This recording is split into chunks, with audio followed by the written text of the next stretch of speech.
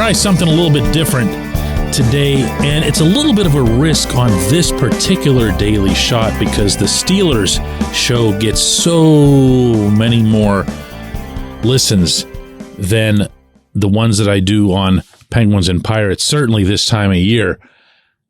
But I'm going to do it anyway because none of these teams practiced yesterday. None of these teams played games, nothing. So I thought this could be the first time I try this, where all three of the shows would follow the same theme, and that is, who is each team's most underappreciated player? Good morning to you. Good Friday morning. I'm Dejan Kovacevic of DK Pittsburgh Sports, and this is, indeed, Daily Shot of Steelers. It comes your way bright and early every weekday. If you're into hockey and or baseball, today's a really good day to remind you that I do, in fact, have daily shots on both of the Penguins and Pirates, and they're available in the same place that you found this. I cover all three teams in town, and out of all three of these daily shots today, the underappreciated players that I've identified with the Penguins and the Pirates, the one I'm about to mention with the Steelers probably stands out as the most underappreciated overall. And I'm going to guess that has something to do with the fact that this individual is most fairly praised for stuff that doesn't happen when he's on the football field. And that's my man, James Daniels. Daniels, in the 2022 season, didn't miss a single offensive snap. Not one. And as I was having a conversation with Chuks Okorafor at the stall right next to him following the final game of that season, and Chuks pointed out to me that he'd missed one snap, Daniels, and nobody ever does this when somebody else is being interviewed, interrupts to hold up a big 0 in my direction. He was proud of it. He should be. That's a heck of a thing. That is providing value to the contract that you and your employer signed. It's providing a value and a commitment to your teammates. That there are going to be times when you're not feeling your best. There are going to be times when you're flat out hurt. And you're still going to be out there. Not just for your coaches, certainly not just for your employer or the paycheck, but for the other guys who are on the field. Because they don't want to have to deal with somebody coming in and out at right guard. 0 missed snaps. You know what his other 0 was last year? 0 sacks allowed. One more time, 0 sacks allowed. When you look at offensive linemen's histories, whether it's in a media guide or a database for the league, you'll find that statistics are pretty scant. They'll list games played, games started, and ... because there's not much that they can track. There are, of course, advanced football analytics now that track all kinds of things with varying degrees of success. Based on film breakdowns, a lot of that being done by amateurs, literal amateurs. I'm not insulting them, meaning they're not being paid. And they don't have access to anywhere near the volume of information that the 32 NFL teams do. And definitely not that player's own team, because they know, and only they know, where that right guard was supposed to be and how well he fulfilled the assignment that he was supposed to finish. Follow me on that? Okay. Daniels gets the highest grades internally, externally, data-wise, film-wise. He is a guy who this year, in 2023, this coming season that starts in 10 days, he should be in the mix for a Pro Bowl consideration.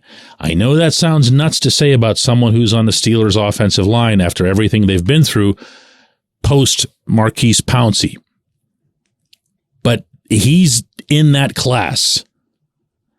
So give a little bit of credit here to the guy with all the zeros next to his stats, but also, and I really want to stress this because there's been all kinds of praise, this and that, Omar Khan and whatever, and it's all legit. But there seems to be an equally compelling need to dump on Kevin Colbert and say that Colbert wasn't aggressive and everything else here. Colbert signed Daniels from the Bears for 3 years and $24 million. Signing someone from the Bears is dangerous unto itself because you never know what the Bears could have done to him. But to do that at that price tag and to have Daniels come in and play like that right away, that's a credit to everyone involved, including the former general manager. James Daniels, Pittsburgh's most underappreciated athlete. All three teams. When we come back, J1Q. Luxembourg, Garbett, Kelly, and George. LGKG is a personal injury law firm in Western Pennsylvania that represents people hurt in car accidents or who need help with workers' comp or medical malpractice. When the attorneys at LGKG make you a promise, they keep it. They've been keeping promises in our region for over 80 years. LGKG's been AV rated, the highest rating a law firm can receive, and they've been designated super lawyers. That's actually a thing for over 15 years. It's a rare combination. LGKG has offices in Cranberry, Newcastle, Beaver Falls, Butler, and Elwood City. Learn more about them by visiting lgkg.com or by calling 888-842-5454. LGKG.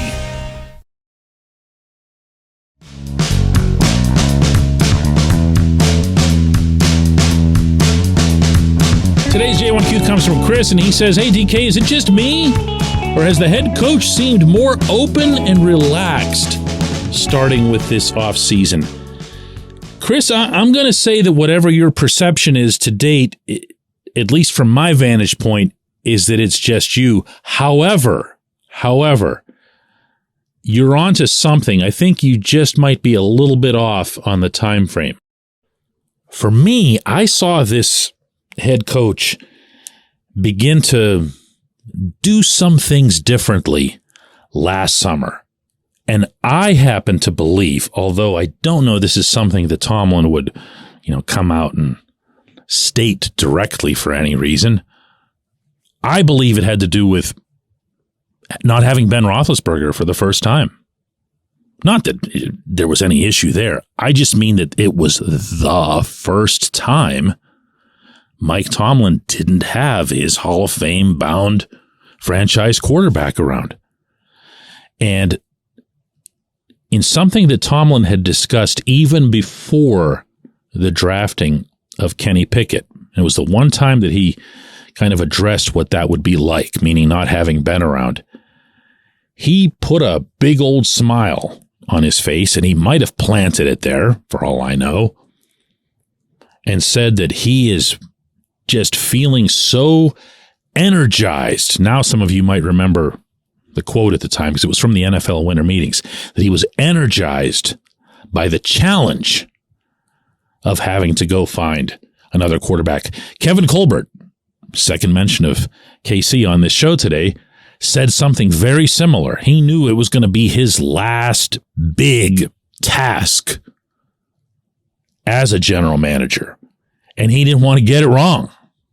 He didn't want to have an entire life's worth of work in football, speaking of someone who should be headed to the Hall of Fame, and then have it blow up by them drafting some, a quarterback that the Chicago Bears might draft. Second shot at the Bears on this show. Woohoo! But Tomlin has taken this and run with it. Not, again, in any outward way, but I see, what do I want to say here? I see an inner joy that comes out more often. I don't believe his fire has ever left him for a split second, but I do know for a fact that there have been periods over the past few years where you could see that certain things were wearing on him, that certain narratives were wearing on him. Remember the semi-blow-up that he had at a press conference a couple of years ago when he was asked if he might be taking some college job. I don't even remember which college, but he shot back, would you be asking this of Andy Reid? And it was just a totally valid comeback because he never should be getting asked a question like that. How do you ask an NFL head coach if he'd be considering taking a job in the minor leagues? That's what college football is. It's the minor leagues. There are no minors in football. That's it. It's the minors. It's the level down. And he was asked that, and he didn't appreciate it. So you've seen, and I've seen over the years, the times when things didn't seem all that great for him. And that was one of them. But I look at him now, and I just see someone who looks around at that football team. And no, I'm not going to say he's finally got a chance to do it without Bill Cowher's players, since Ben was Bill Cowher's last player. But this is a team and a mindset, and within that, a scheme, certainly on defense, that is 1,000% his. And it's the result of his having been in the league for a decade and a half now. It's the product of a lot of the things that he's learned, both through winning and losing. And he's taken that, it's so obvious, and run with it. Great question. I appreciate it. I appreciate everybody who listens to Daily Shot of Steelers. And I'm going to say it one more time. Check out Daily Shots of Penguins and Pirates. Even if you don't think you're into them, or you've been out of town for a long time and don't get how huge hockey is here, and I get a lot of that from people, the Pirates stink, blah, blah, blah. The only time they were ever good was in the 1970s. Just listen to them. Give them a shot. I appreciate it. Let's do this again Monday.